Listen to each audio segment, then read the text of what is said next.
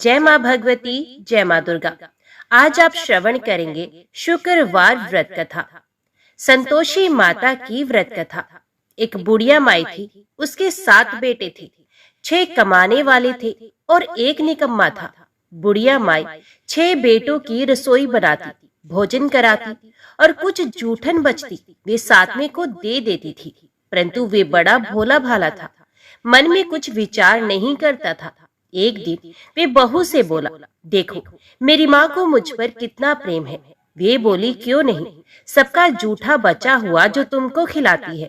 वे बोला, ऐसा हो ही नहीं सकता, मैं जब तक आंखों से ना देख लूं मान नहीं सकता। बहू ने हंसकर कहा, देख लोगे तब तो मानोगे ना। कुछ दिन बाद त्योहार आया। घर में 7 प्रकार के भोजन और चूरमे के लड्डू बनाए गए। कुछ दिन के बाद कोई त्योहार आया। घर में 7 प्रकार के भोजन और चूरमे के लड्डू बने। वे जांचने को सर दुखने का बहाना कर पतला वस्त्र सर पर ओढ़े रसोई घर में ही सो गया। वे कपड़े में से सब कुछ देख रहा था। 6 भाई भोजन करने आए। उसने देखा माँ ने उनके लिए सुंदर आसन बिछाया, नाना प्रकार की रसोई परोसी और आग्रह करके उन्हें जिमाया। वे देखता रहा। 6 भोजन करके उठे। तब माँ ने उनकी जूठी थालियों में से लड्डुओं के टुकड़े उठाकर एक लड्डू बना दिया। जूठन साफ कर बुढ़िया माँ ने उसे पुकारा, बेटा 6 भाई भोजन कर गए हैं, अब तू ही बाकी है, उठ, तू कब खाएगा। वे कहने लगा, माँ मुझे भोजन नहीं करना, मैं अब परदेश ही जा रहा हूँ। माँ ने कहा, कल जाता हो तो आज चला जा। वे बोला, हाँ आज ही जा रहा हूँ। ये कहकर वे घर से निकल गया। चलते समय स्त्री की याद आ गई और वे गौशाला में चला गया, जहां उसकी स्त्री कंडे थाप रही थी। वहां जाकर वे अपनी स्त्री से बोला, हम जावे परदेश, आवेंगे कुछ काल, तुम रहियो संतोष से, धर्म अपनो पाल। वे बोली, जाओ पिया आनंद से, हमारो सोच हटाए, राम भरोसे हम रहे, ईश्वर तुम्हें सहाय।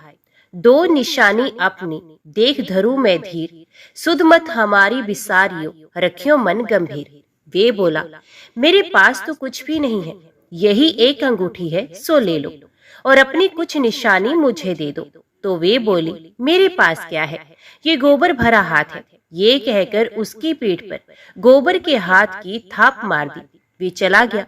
चलते चलते दूर देश पहुंचा। वहां एक शाहूकार की दुकान थी। वहां जाकर कहने लगा, भाई मुझे नौकरी पर रख लो। शाहूकार को जरूरत थी और वे बोला, रह जा। लड़के ने पूछा, तनख्वाह क्या दोगे? तो शाहूकार ने कहा, काम देखकर दाम मिलेंगे। शाहूकार की नौकरी मिली। वे सुबह 6 बजे से रात के 10 बजे तक नौकरी पर जाने लगा।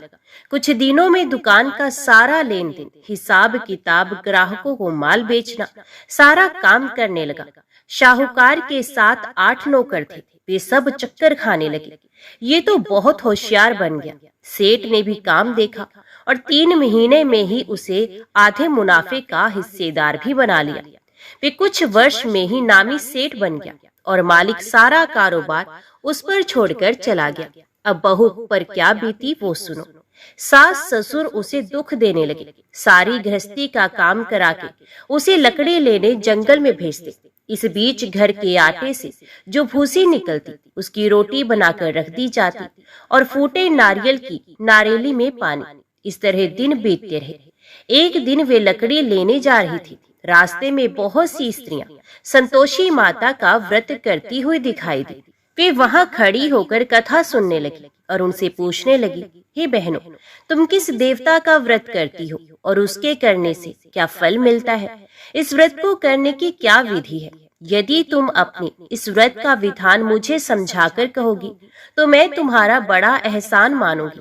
तब उनमें से एक स्त्री बोली, सुनो, ये संतोषी माता का व्रत है। इसके करने से निर्धनता, दरिद्रता का नाश होता है, लक्ष्मी आती है, मन की चिंताएं दूर होती हैं, घर में सुख होने से मन को प्रसन्नता और शांति मिलती है, निपुति को पुत्र मिलता है, प्रीतम बाहर गया हो तो शीघ्र घर आता है, कंवारी कन्या को मनपसंद वर मिलता है, राज द्वारे में बहुत दिनों से मुकदमा चल रहा हो तो वो खत्म हो जाता है, कलह क्लेश की निवृत्ति हो, सुख शांति हो जाती है, घर में धन जमा हो, पैसा जायदाद का लाभ हो, रोग दूर हो जाए तथा जो कुछ मन में कामना हो सो सब संतोषी माता की कृपा से पूरी हो जाए, इसमें कोई संदेह नहीं। वे पूछने लगी, ये व्रत कैसे किया जाए, ये भी बताओ तो बड़ी कृपा होगी। वे कहने लगी, 1.25 आने का गुड़ चना लेना, इच्छा हो तो 5.25 आने का लेना, या 1.25 रुपए का भी सहूलियत के अनुसार लेवे, बिना परेशानी और श्रद्धा व प्रेम से जितना भी बन पड़े सवाया लेना। प्रत्येक शुक्रवार को निराहार रहकर कथा सुनना, इसके बीच क्रम टूटे नहीं, लगातार नियम का पालन करना। सुनने वाला कोई ना मिले तो घी का दीपक जलाकर उसके आगे या जल के पात्र को सामने रखकर कथा कहना, परंतु नियम ना टूटे। जब कार्य सिद्ध ना हो नियम का पालन करना और कार्य सिद्ध हो जाने पर व्रत का उद्यापन करना। 3 मास में माता फल पूरा करती हैं। यदि किसी के ग्रह खोटे भी हों तो भी माता वर्ष भर में कार्य सिद्ध करती हैं। फल सिद्ध होने पर उद्यापन करना चाहिए, बीच में नहीं। उद्यापन में 2.5 सेर आटे का खाजा तथा इसी परिमाण से खीर तथा चने का साग करना। 8 लड़कों को भोजन कराना, जहाँ तक मिले देवर जेठ भाई बंधु के हों, ना मिले तो रिश्तेदारों और पास पड़ोसियों को बुलाना, उन्हें भोजन करा, यथाशक्ति दक्षिणा दे, माता का नियम पूरा करना। उस दिन घर में खटाई ना खाई जाए। ये सुन बुढ़िया के लड़के की बहू चल दी, रास्ते में लकड़ी के बोझ को बेच दिया और उन पैसों से गुड़ चना ले माता के व्रत की तैयारी कर आगे चली गई और सामने मंदिर देखकर पूछने लगी, ये मंदिर किसका है? सब कहने लगे, माता संतोषी का मंदिर है। ये सुनकर माता के मंदिर में जाकर चरणों में लौटने लगी, दीन हो विनती करने लगी, माँ मैं निपट अज्ञानी हूँ, व्रत के कुछ भी नियम नहीं जानती, मैं दुखी हूँ। हे माता, हे जगत जननी, मेरा दुख दूर कर, मैं तेरी शरण में हूँ। माता को दया आई। एक शुक्रवार बीता कि दूसरे को उसके पति का पत्र आ गया और तीसरे शुक्रवार को उसका भेजा हुआ पैसा पहुंचा। ये देख जेठ जेठानी मुंह सिकोड़ने लगे, इतने दिनों में इतना पैसा आया, इसमें क्या बढ़ाई है? लड़के ताने देने लगे, काकी के पास पत्र आने लगे, रुपया आने लगा। अब तो काकी की खातिर बढ़ेगी, अब तो काकी बोलने से भी नहीं बोलेगी। बेचारी सरलता से कहती, भैया कागज आवे रुपया आवे, हम सबके लिए अच्छा है। ऐसा कहकर आंखों में आंसू भरकर संतोषी माता के मंदिर में आकर मातेश्वरी के चरणों में गिरकर रोने लगी। माँ, मैंने तुमसे पैसा कब मांगा है? मुझे पैसे से क्या काम है? मुझे तो अपने सुहाग से काम है, मैं तो अपने स्वामी के दर्शन मांगती हूँ। तब माता ने प्रसन्न होकर कहा, जा बेटी, तेरा स्वामी आएगा। ये सुनकर खुशी से बावली होकर घर में जाकर काम करने लगी। अब संतोषी माँ विचार करने लगी, इस भोली पुत्री को मैंने कह तो दिया कि तेरा पति आएगा, पर कैसे? वे तो इसे स्वप्न में भी याद नहीं करता। उसे याद दिलाने के लिए मुझे ही कुछ करना होगा, मुझे ही जाना पड़ेगा। इस तरह माता जी उस बुढ़िया के बेटे के पास जाकर स्वप्न में प्रकट होकर कहने लगी, शाहूकार के बेटे सो रहा है या जागता है? वे कहने लगा, माता सोता भी हूँ, जागता भी नहीं हूँ, कहो क्या आज्ञा है? माँ कहने लगी, तेरे घर बार कुछ है कि नहीं? वे बोला, मेरे पास सब कुछ है, माँ बाप है, बहू है, क्या कमी है? तो माँ बोली, भोले पुत्र, तेरी बहू घोर कष्ट उठा रही है, तेरे माँ बाप उसे त्रास दे रहे हैं, वे तेरे लिए तरस रही है, तू उसकी सुध ले। वे बोला, हाँ माता जी, ये तो मालूम है, परंतु जाऊं तो जाऊं कैसे? परदेश की बात है, लेन देन का कोई हिसाब नहीं, कोई जाने का रास्ता नहीं आता, कैसे चला जाऊं? माँ कहने लगी, मेरी बात मान, सवेरे नहा धोकर संतोषी माता का नाम ले, घी का दीपक जला, दंडवत प्रणाम कर दुकान पर जाकर बैठ जा। देखते देखते सारा लेन देन चुक जाएगा, जमा किया गया माल बिक जाएगा, साज होते होते धन का भारी ढेर लग जाएगा। अब सवेरे जल्दी उठकर भाई बंधुओं से सपने की सारी बात कहता है। वे सब उसकी अनसुनी कर दिल लगी उड़ाने लगे। कभी सपने भी सच होते हैं। एक बूढ़ा आदमी बोला, देख भाई, मेरी बात मान, इस प्रकार झूठ साच करने के बदले देवता ने जैसा कहा है वैसा ही करने में तेरा क्या जाता है? अब बूढ़े की बात मानकर वे नहा धोकर संतोषी माता को दंडवत घी का दीपक जला दुकान पर जाकर बैठ जाता है। थोड़ी देर में क्या देखता है कि देने वाले रुपया लाने लगे, लेने वाले हिसाब लेने लगे, कोठे गट्ठे में भरे सामान के खरीदार नकद दाम देकर सौदा करने लगे।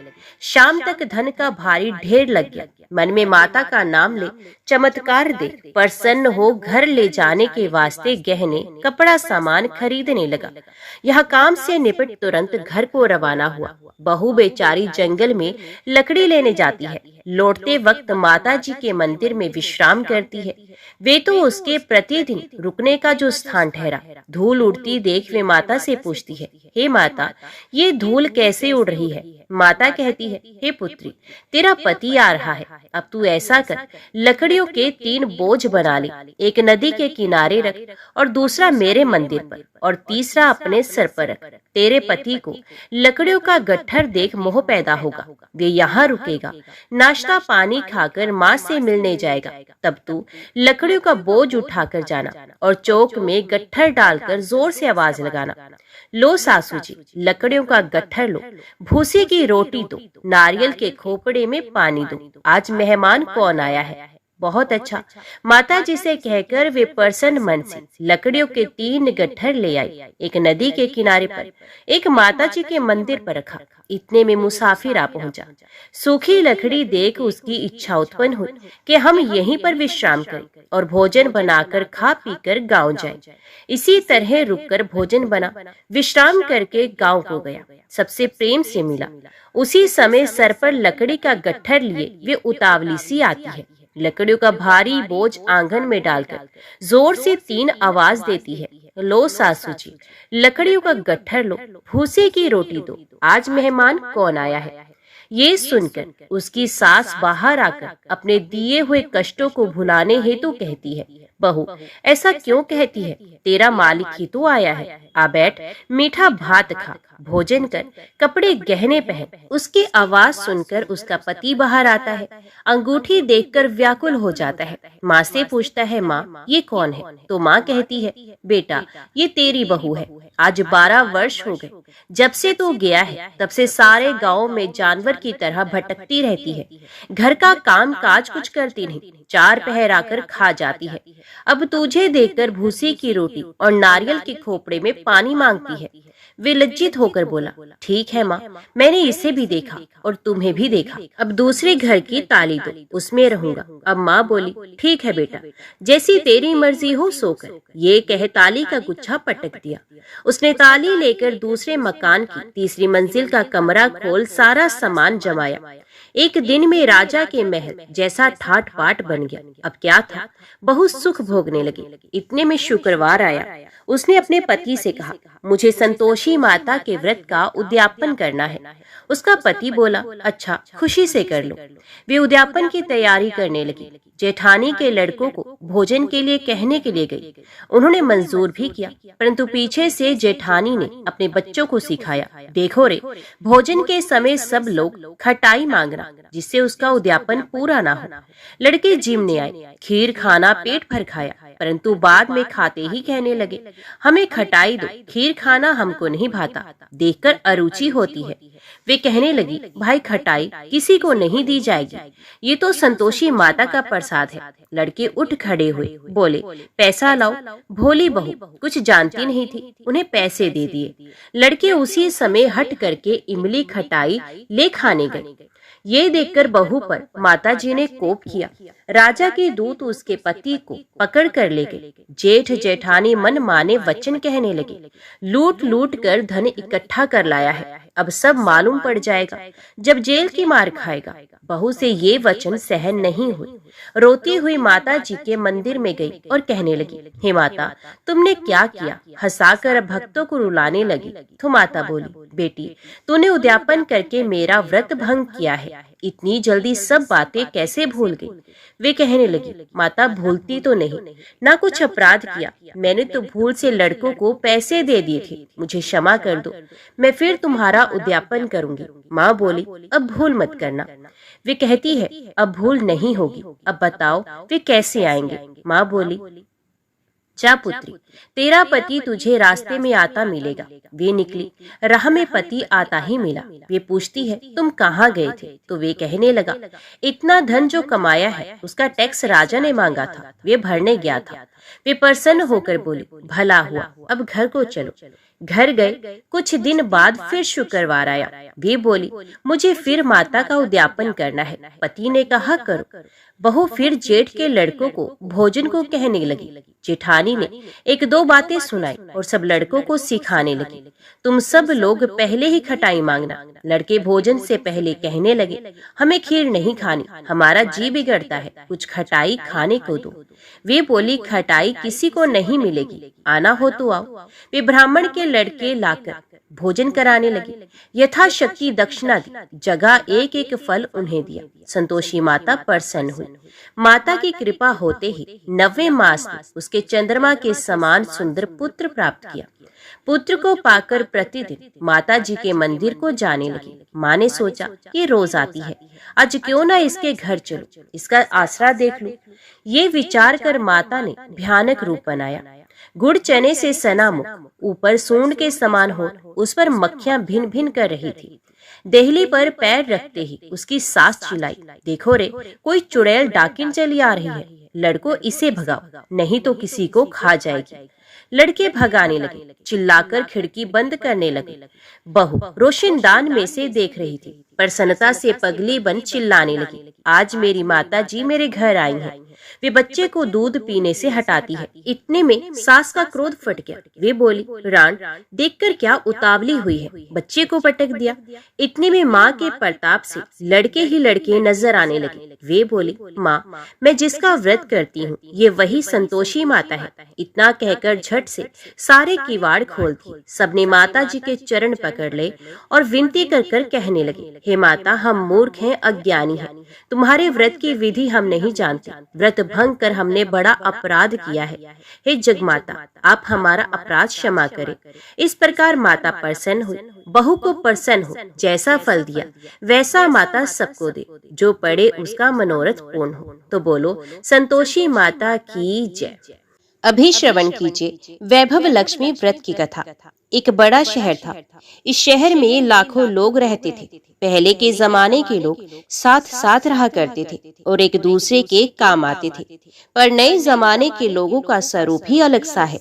सब अपने अपने काम में रत रहते हैं, किसी को किसी की परवाह नहीं। घर के सदस्यों को भी एक दूसरे की परवाह नहीं होती है।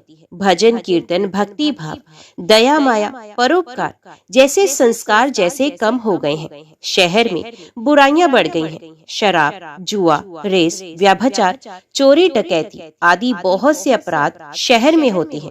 कहावत है कि हजारों निराशा में एक अमर आशा छिपी हुई है।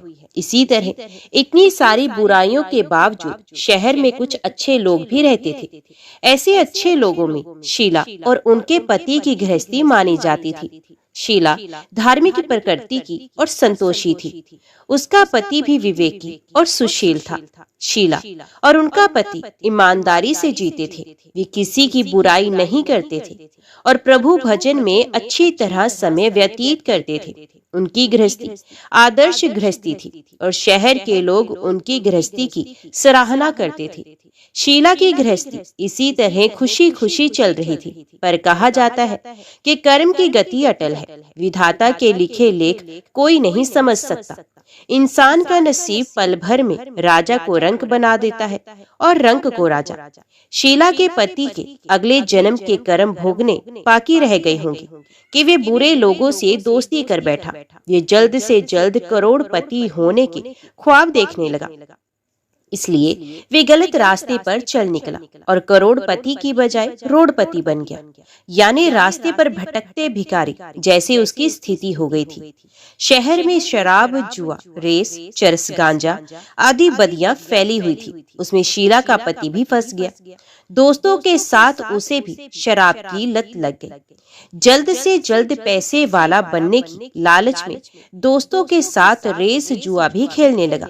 इस तरह बचाई हुई धनराशि, पत्नी के गहने, सब कुछ रेस जुए में गवा दिया था। समय के परिवर्तन के साथ घर में दरिद्रता और भूखमरी फैल गई। सुख से खाने की बजाय 2 वक्त के भोजन के लाले पड़ गए और शीला को पति की गालियां खाने का वक्त आ गया था। शीला सुशील और संस्कारी स्त्री थी। उसको पति के बर्ताव से बहुत दुख हुआ, किंतु वे भगवान पर भरोसा करके बड़ा दिल रखकर दुख सहने लगी। कहा जाता है कि सुख के पीछे दुख और दुख के पीछे सुख आता ही है, इसलिए दुख के बाद सुख आएगा ही। ऐसी श्रद्धा के साथ शीला प्रभु भक्ति में लीन रहने लगी। इस तरह शीला असहनीय दुख सहते सहते प्रभु भक्ति में वक्त बिताने लगी। अचानक एक दिन दोपहर में उनके द्वार पर किसी ने दस्तक दी। शीला सोच में पड़ गई कि मुझ जैसे गरीब के घर इस वक्त कौन आया होगा, फिर भी द्वार पर आए हो अतिथि का आदर करना चाहिए। ऐसे आर्य धर्म के संस्कार वाली शीला ने खड़े होकर द्वार खोला। देखा तो एक मांझी खड़ी थी। वे बड़ी ही उम्र की लगती थी, किंतु उनके चेहरे पर अलौकिक तेज निखर रहा था। उनकी आंखों में से मानो अमृत बह रहा था। उनका भव्य चेहरा करुणा और प्यार से छलकता था। उनको देखते ही शीला के मन में अपार शांति आ गई। वैसे शीला इस मांझी को पहचानती नहीं थी, फिर भी उनको देखकर शीला के रोम रोम में आनंद आ गया। शीला मांझी को आदर के साथ घर में ले आई। घर में बिठाने के लिए कुछ भी नहीं था, अतः शीला ने सकुचाकर एक फटी हुई चादर पर उनको बिठाया। मांझी ने कहा, क्यों शीला, मुझे पहचाना नहीं? शीला ने सकुचाकर कहा, माँ, आपको देखते ही बहुत खुशी हो रही है, बहुत शांति मिल रही है। ऐसा लगता है कि मैं बहुत दिनों से जिसे ढूंढ रही थी वे आप ही हैं, पर मैं आपको पहचान नहीं सकती। मांझी ने हंसकर कहा, क्यों, भूल गई? हर शुक्रवार को लक्ष्मी जी के मंदिर में भजन कीर्तन होते हैं, तब मैं भी वहाँ आती हूँ। वहाँ हर शुक्रवार को हम मिलते हैं। पति गलत रास्ते पर चला गया। तब से शीला बहुत दुखी हो गई थी और दुख की मारी वे लक्ष्मी जी के मंदिर में भी नहीं जाती थी। बाहर के लोगों के साथ नजर मिलाते भी उसे शर्म आने लगी थी।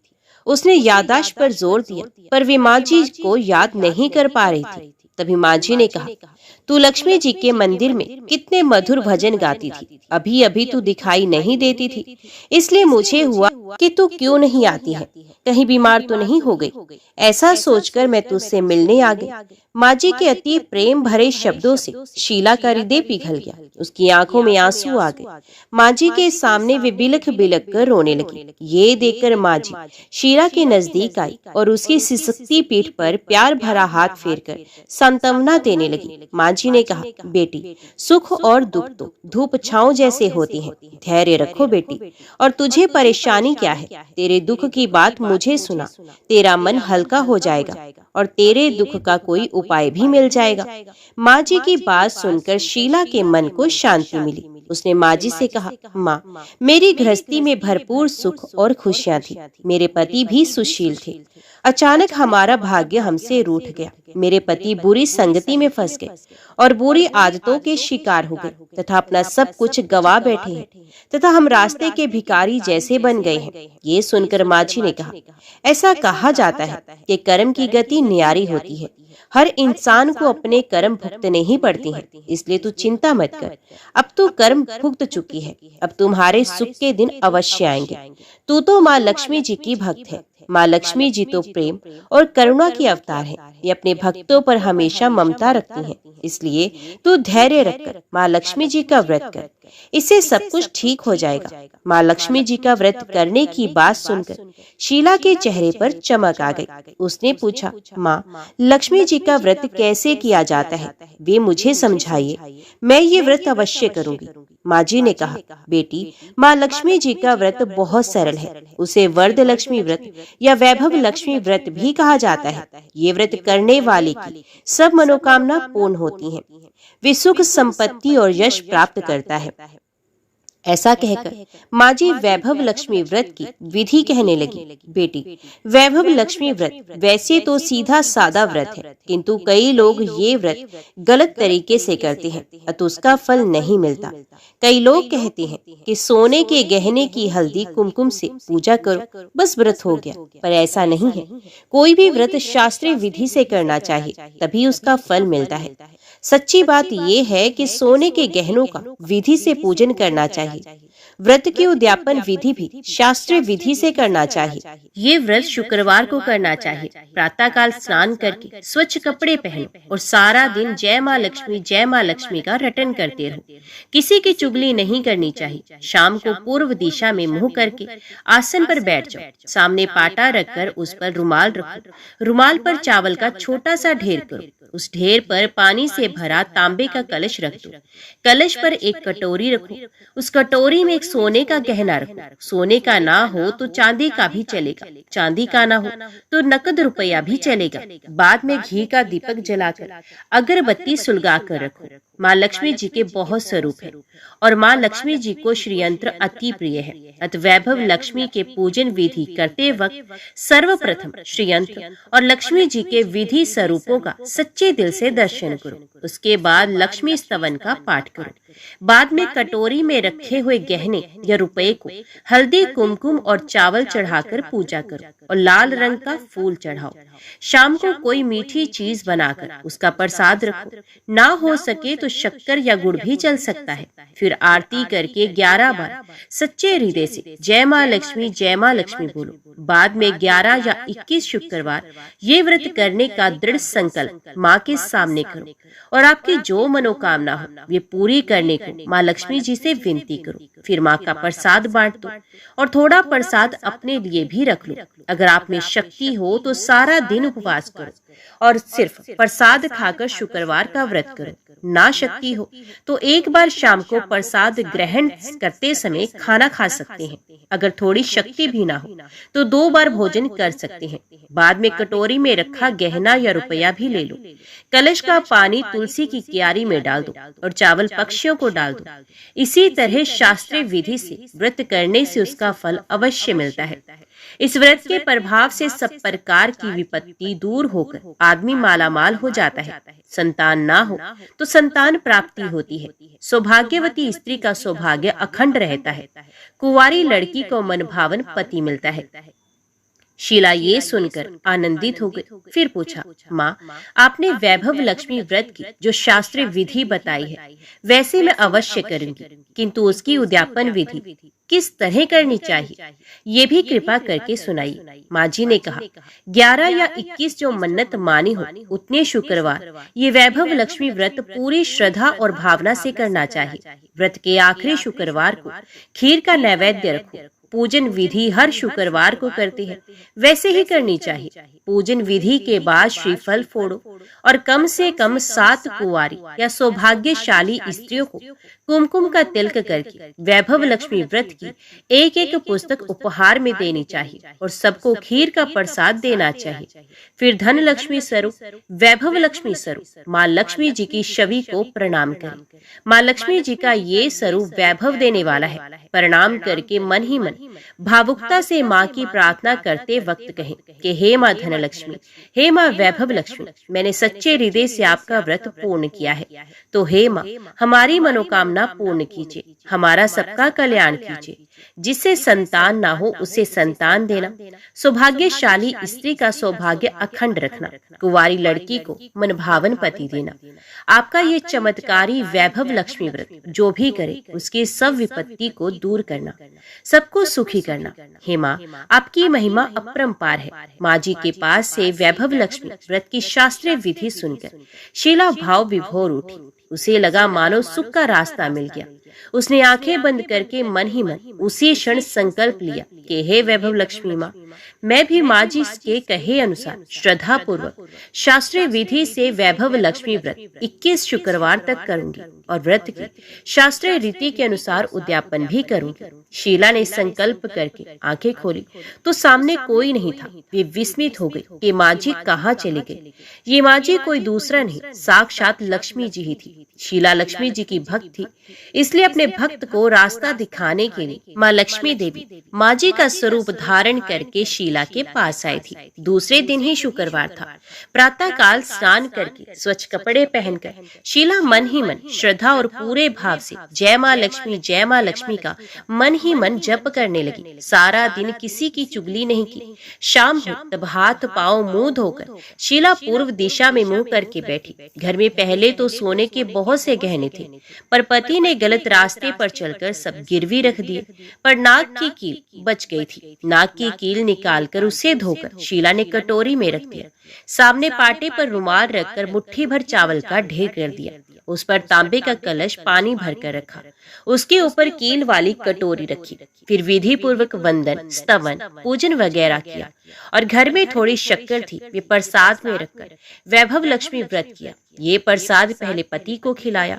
प्रसाद खाते ही पति के स्वभाव में फर्क पड़ गया। उस दिन उसने शीला को नहीं मारा, सताया भी नहीं। शीला को बहुत आनंद हुआ। उसके मन में वैभव लक्ष्मी व्रत के लिए श्रद्धा और भी बढ़ गई। शीला ने पूर्ण श्रद्धा भक्ति से 21 शुक्रवार तक व्रत किया। 21वें शुक्रवार को विधि पूर्वक उद्यापन विधि करके 7 स्त्रियों को वैभव लक्ष्मी व्रत की 7 पुस्तकें उपहार में दी। फिर माता जी के धन लक्ष्मी स्वरूप की छवि को वंदन करके भाव से मन ही मन प्रार्थना करने लगी। हे माँ धन लक्ष्मी, मैंने आपका वैभव लक्ष्मी व्रत करने की जो मन्नत मानी थी, वे व्रत आज पूर्ण किया है। हे माँ, मेरी हर विपत्ति को दूर करो, हमारा सबका कल्याण करो। जिसे संतान ना हो उसे संतान दो। सौभाग्यवती स्त्री का सौभाग्य अखंड रखना। कुंवारी लड़की को मनभावन पति देना। जो कोई आपका ये चमत्कारी वैभव लक्ष्मी व्रत करे, उसकी सब विपत्ति को दूर करना, सबको सुखी रखना। माँ, हे माँ, आपकी महिमा अपार है। ऐसा बोलकर लक्ष्मी जी के धन लक्ष्मी स्वरूप की छवि को प्रणाम किया। इस तरह शास्त्रीय विधि से शीला ने श्रद्धा से व्रत किया और तुरंत ही उसे फल मिला। उसका पति सही रास्ते पर चलने लगा और अच्छा आदमी बन गया तथा कड़ी मेहनत से व्यवसाय करने लगा। धीरे धीरे समय परिवर्तित हुआ और उसने शीला के गिरवी रखे हुए गहने भी छुड़ा लिए। घर में धन की बाढ़ सी आ गई। घर में पहले जैसे सुख शांति छा गई। वैभव लक्ष्मी व्रत का प्रभाव देखकर मोहल्ले की दूसरी स्त्रियां भी शास्त्रीय विधि से माता वैभव लक्ष्मी का व्रत करने लगी। हे माँ धन लक्ष्मी, आप जैसे शीला पर प्रसन्न हुई, उसी तरह आपका व्रत करने वाले सब पर प्रसन्न होना, सबको सुख शांति देना। जय धन लक्ष्मी माँ, जय वैभव लक्ष्मी माँ। अभी श्रवण करते हैं माता लक्ष्मी की आरती। जय लक्ष्मी माता मैया, जय लक्ष्मी माता, तुमको निश दिन सेवत हर विष्णु विधाता। ओम जय लक्ष्मी माता। उमा रमा ब्रह्माणी तुम ही जग माता। सूर्य चंद्रमा ध्यावत नारद ऋषि गाता। ओम जय लक्ष्मी माता।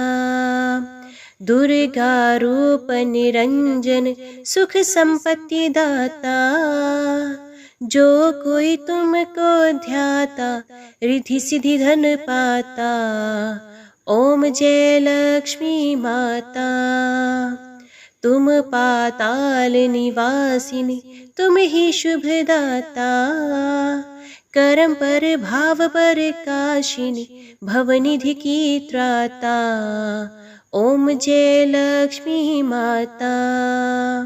जिस घर तुम रहती माँ सब सद्गुण आता। सब संभव हो जाता मन नहीं घबराता। ओम जय लक्ष्मी माता। तुम बिन यज्ञ न होते वस्त्र न कोई पाता। खान पान का वैभव सब तुमसे आता। ओम जय लक्ष्मी माता। शुभ गुण मंदिर सुंदर शिरोदधि जाता। रतन चतुर्दश तुम बिन कोई नहीं पाता। ओम जय लक्ष्मी माता। महालक्ष्मी जी की आरती जो कोई जन गाता। उर आनंद समाता पाप उतर जाता। ओम जय लक्ष्मी माता। ओम जय लक्ष्मी माता। मैया जय लक्ष्मी माता, तुमको निश दिन सेवत हर विष्णु विधाता। ओम जय लक्ष्मी माता। जय माँ भगवती, जय माँ दुर्गा। आज की वीडियो में इतना ही। उम्मीद करती हूँ वीडियो आपको पसंद आई होगी। वीडियो पसंद आई हो तो वीडियो को लाइक और चैनल को सब्सक्राइब जरूर कीजिएगा। जय माता दी लिखकर कमेंट बॉक्स में अपनी हाजिरी और अपने सुझाव देना ना भूलेगा। तो मिलते हैं अगली कथा अगली वीडियो के साथ।